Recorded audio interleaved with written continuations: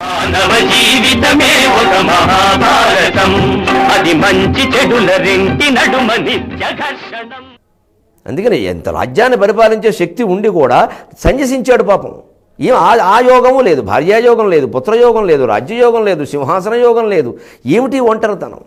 పోనీ ఇదంతా చేసింది ఎందుకయ్యా అంటే కురు రాజ్యాన్ని నిలబెట్టడానికి అని వంశోద్ధరణ కోసం వ్యాసుడిని కూడా బతిమాలి వంశోద్ధరణ చేయిస్తే అది నిలబడిందా? ఈ కురు రాజ్యమును నిల్పజాలి తినుకో కొట్లాటలైపోయి నా ముందుటే నా మనవాళ్ళు ముని మనవాళ్ళు కూడా కొట్టుకుంటుంటే అభిమన్యుడితో నేను యుద్ధం చేయడం ఏంటి కర్మ కాకపోతే?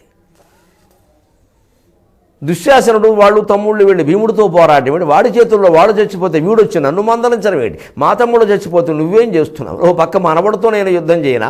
ఈ మనవడు పోకుండా కాపాడుకుంటూ కూర్చోను. ఏమి పని ఇది? కొడుకుల్లా పెంచి పెద్ద చేశాం పాండురాజును, ధృతరాష్ట్రుని మహానుభావుడు సుకృతి గతాజుహు పాండురాజు వెళ్ళిపోయాడు. ఈ ధృతరాష్ట్రుని బుద్ధి ఇదేమిటి? వస్త్రాపహరణమేనా ఆపవయ్యా అంటే ఆపకుండా పోయాడే. ఇంత యుద్ధం తెచ్చిపెట్టాడు. ఇవాడు ఆయన లోపల ఎక్కడో కూర్చొని ఆడియో వీడియో వింటున్నాడు శుభ్రంగా. వీడి యోగం వాడి యోగం ఎవడో చూశాడు. ఇక్కడ యుద్ధంలో పాల్గొంటే తెలిసేది ఆ పెద్ద మనిషికి. కళ్ళు లేక సుఖపడ్డాడు, కళ్ళుండి మేము దుఃఖపడుతున్నాం ఇక్కడ. అందుకని ఆలోచించుకుంటే జీవితం అంతా దుర్భరమవు. జీవితము అంపశయ్య కదా భావింపగానెప్పుడు. ఇది ప్రారంభం నుంచే అంపశయ్య. అంచేది ఇవాళ కొత్తగా అంపశయ్య స్వీకరించడానికి నేనేం అనుమానించక్కర్లేదు అని ఆయనకి బాధ కలిగిందండి ఒక్కసారికి. ఎందుకు ఈ బాధ ఎందుకు వస్తుందండి? ఈ తత్వం ఎందుకు రావాలి ఎప్పుడైనా ఒక మనిషికి అంటే శంకరాచార్య స్వామి ఆత్మబోధలో చెబుతారు. దేహాన్యత్వాత్, భీష్ముడికి వచ్చిన ఆలోచన ఇది సరిగ్గా. దేహాన్యత్వాత్ నమే జన్మ జరా కార్య లయాదయ శబ్దాది విషయై సంగో న నిరింద్రియత నచ. ఆత్మబోధ అనేటువంటి స్తోత్రంలో చెబుతాడు ఆయన. దేహాన్యత్వాత్, ఎప్పుడైతే జీవికి నేను దేహం కంటే వేరే మనిషిని, వేరే వాణ్ణి, దేహంతో నాకు సంబంధం లేదు, నేను పడుకున్నప్పుడు కలకంటున్నా, అప్పుడు దేహం నుంచి విడిపడ్డానా లేదా? పోనీ కల కూడా రాని గాఢ నిద్రలోకి వెళ్ళి అప్పుడు దేహంతో కానీ కలతో కానీ మనస్సుతో కానీ సంబంధం లేకుండా నేను ఉన్నానా లేదా? లేను అనుకుందామంటే పొద్దున లేచాక గాఢ నిద్రపోయాను అని చెబుతున్నా. ఎవడా పోయినవాడు నేనే కదా. మరి ఆ అనుభూతి నాకు కలిగింది అంటే ఈ దేహంతో, ఇంద్రియాలతో, ఈ శ్వాసతో, ఈ మనస్సుతో, వీటితో దేంతోనూ సంబంధం లేకుండా నేనున్నాను. దేహాన్యత్వాత్, ఇది నిజం. అది తెలియకుండా నిద్రలో ఉంటున్నాం మనం. మూఢత్వంలో పడి తెలిసి ఉండడమే సమాధి స్థితి. తెలియని స్థితి నిద్ర, తెలిసింది సమాధి. అందుకే నిద్రా సమాధి స్థితి అన్నారు శివ మానస పూజా స్తోత్రంలో. ఆత్మాత్వం గిరిజామతి సహచరా ప్రాణా శరీరం గృహం పూజాతే విషయోపభోగ రచన నిద్రా సమాధి స్థితికి. నిద్రను సమాధితో ఎందుకన్నారు అంటే ఆ నిద్రే అలవాటు చేసుకోవయ్యా, నిద్రపో చూద్దాం. ఆ నిద్ర ఏమిటో గమనించు. ఊరికే నిద్రపోవడం కాదు. నిద్ర ఏమిటి? నిద్ర ఎందుకు పడుతోంది? పడితే ఎందుకు ఇంత సుఖంగా ఉంది అసలు? నేవో భోగాలు సుఖాలు అంటామండి. మరి భోగాలైనా మానేసిన వాళ్ళు చాలామంది ఉన్నారు, నిద్ర మానేసిన వాళ్ళు ఉన్నారా? ఎన్ని భోగాలను అనుభవించినా నిద్ర ఒక్కటే లేకపోతే తెల్లారాక వాడి పరిస్థితి ఏమిటి? ఈగ సినిమాలో ఈగలు కుట్టేస్తుంటే నిద్ర పట్టకపోవడం వల్ల వాడు ఎన్ని ప్రయత్నాలు చేశాడు? చంద్రమండలానికి వెళ్ళేవాళ్ళ ఒళ్ళంతా చుట్టేసుకున్నాడా లేదా?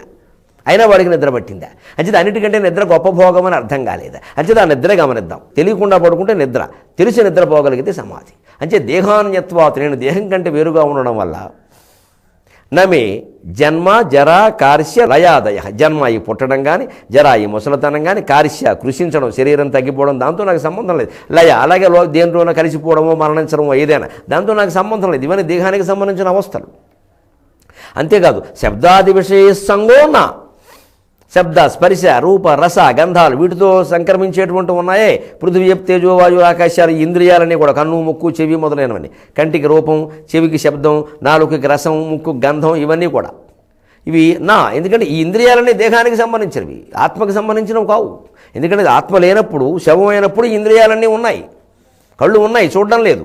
ముక్కు ఉంది, వాసన గ్రహించట్లేదు. చెవులు ఉన్నాయి, ఏం చెప్పినా వినడం లేదు. పెద్ద కొడుకు ఎంత పిలిచినా పలకడం లేదు దింపుడు కళ్ళం దగ్గర. మరి తొడ మీద కొట్టి పిలుస్తారు, అయినా పలకడం లేదు. చెవులు ఉంటే పలకాలుగా. పోనీ డాక్టర్కి చూపిద్దామంటే డాక్టర్ వచ్చి ఇంకేంటి పని అంటాడు, అయిపోయింది కదా అంటాడు. సరే ఇప్పుడు డాక్టర్లు అలా అనరు, పోయిన వాళ్ళకు కూడా వైద్యం చేస్తున్నారు. ఠాకూర్ సినిమా చూస్తే అర్థమవుతుంది. అయితే పూర్వం అనేవారు పాపం నిజేది ఇంక పోయాడు కదా ఇంకెందుకు అనేవారు. అది సామాన్యమైన విషయం. అది ఓ డాక్టర్ గారు అన్నాడు, సరదాకు ఒక మాట చెబుతాను. ఓ ఆయుర్వేద వైద్యులు ఉండేవాట పూర్వం. అప్పుడే ఆయన ఇలాంటి చమత్కారాలు పుట్టే జగన్నాథ పండితుడు ఆయన చెబుతాడు సరదాకి. ఆయన ఊళ్ళో ఎవడో చనిపోయాట, శవం కాలుస్తున్నట్ట. ఈ డాక్టర్ గారు సైకిల్ వేసుకుని అలా పెడుతున్నట్ట. శ్మశానం దగ్గర నుంచి చెడుతున్నాడు, చితి కాలుతుంది. ఎవర్రా అంటే సుబ్బారావు గారండి, వారణాసి సుబ్బారావు గారు అన్నట్టు. అదేమిటిది, పోయాడా? ఎప్పుడు నాకు తెలియకుండా ఎలా పోయాడా? ఈ ఊళ్ళో నేను చంపకుండా ఎవడో పోడా, ఈ డాక్టరు. అందుకని అన్నట్టు అదేమిటిది, జ్వలంతం చితిముద్దిశ్య వైద్యో విస్మయతాం గతః, జ్వలంతం చితిముద్దిశ్య వైద్యో విస్మయతాం గతః, నాహం గతో న మే భ్రాత కస్యేదం హస్తలాఘవం అన్నట్ట. అదేమిటిది, జ్వలంతం చితిముద్దిశ్య, చితి మండుతూ ఉంటే వైద్యో విస్మయతాంగత, వైద్యుడికి ఆశ్చర్యమైంది, ఆశ్చర్యపడినట్ట. నాగం గతో, నేను వెళ్ళలేదు వీడింటికి వైద్యం చేయడానికి. నా మే భ్రాత, మా తమ్ముడు వెళ్ళుంటాడేమో అంటే వాడు ఊళ్ళోనే లేడు వారం రోజులుగా, వాడు కాశీయాత్రకి వెళ్ళాడు 15 రోజులు అయింది, ఇంకో నెల వరకు రాడు. నేను వెళ్ళలేదు, మా తమ్ముడు ఊళ్ళోనే లేడు. కస్యేదం హస్తలాఘవం, ఎవడి హస్తవాసి కారణంగా వీడు మరణించాడు అన్నట్ట. అంటే ఈ డాక్టర్ గారి హస్తవాసి వల్ల ఎంతమంది వెళ్ళిపోయారో, నీ చేతి యాత్ర మాత్ర వైకుంఠ యాత్ర అని చెప్పుకోవాలి సరదా. అటువంటి వైద్యుల పాల్పడ్డాం కదండి. మరి ఇన్ని రకాలు అనుభవిస్తున్నాం, ఈ భోగాలన్నిటికీ లేనప్పుడు నిద్రపోగానే రాత్రి సుఖంగా ఉందా లేదా? ఆ ఒక్క నిద్ర లేకపోతే మనం ఎవడైనా మంది ఇవ్వగలడా? ఒకవేళ బిళ్ళకు అలవాటు పడితే బిళ్ళ లేకుండా పడుకోగలమా? బిళ్ళకు కూడా అలవాటు పడ్డాక పోనీ 2-3 బిళ్ళలు వేసుకోవద్దా? ఇన్నిటి నుంచి మనకి సుఖాన్ని ఇస్తున్నటువంటి నిద్ర ఉంది. ఆ నిద్రను మనం గమనించగలిగితే అది వేదాంతం. అంటే ఆ నిద్రలో మనం శబ్దస్పర్శ రూపరసగంధాలు వీటికి మనలో లేదు. మనం నిద్రపోతూ ఉండగా రంభ వచ్చి మన ఎదురుగా నాట్యం చేసాం, మనం ఏం మాట్లాడలేదు, మనం నిద్రపోయాం. తెలివిగా ఉంటే వదిలిపెడతామేమిటి? మనమైనా ప్రవరాక్షులమా? మనం నిద్రపోయాం కాబట్టి వదిలిపెట్టాం అనుకుందాం. యోగ వాసిష్ఠులు ఆ మాట కూడా చెబుతారు, నిద్రపోయేవాడి ముందు ఎంతమంది ఏ అందాలు సొగసులు చూపించినా వాళ్ళు ఏ చలనము లేనట్టే మహాయోగి మనస్సు అలాగే ఉంటుంది అంటారు.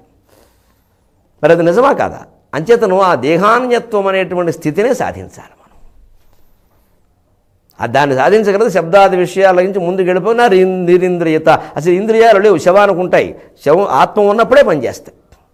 అంచేది ఆత్మే మనమైనప్పుడు ఇవన్నీ దేనికి? ఈ ఒక్క ఆలోచన ఆత్మబోధలో చెప్పింది కొన్ని వందల వేల ఏళ్ల క్రితమే భీష్ముని మనస్సులో వచ్చింది. అందుకని ఒక్కసారి సైన్యంతో యుద్ధం చేస్తున్నట్టుగానే బాణాలు వేస్తున్నట్టు. కానీ విచిత్రం ఏమిటంటే ఆ బాణాలు వాయువుని పుట్టిస్తున్నాయి. ఆ వాయువు కారణంగా సైన్యం, పాండవ సైన్యం ఇలాగా తప్పుకుంటున్నారు, దారిస్తున్నారు. ఆ దారి ఛేదించుకుని ధర్మరాజు దగ్గరికి వెళ్ళేట్టు విచిత్రంగా. ధర్మరాజు దగ్గరికి ఎందుకంటే తేలిపోవాలి, ఇవాళ వాడో నేనో పైవాడో నేనో ఏదో రకంగా తేలిపోవాలి. అంటే ధర్మరాజును చంపేస్తాడైనా చూద్దాం, నాకు మాత్రం ఏం తెలుసు, రేపు కలుద్దాం, తెలుసుకుందాం. సెలవు.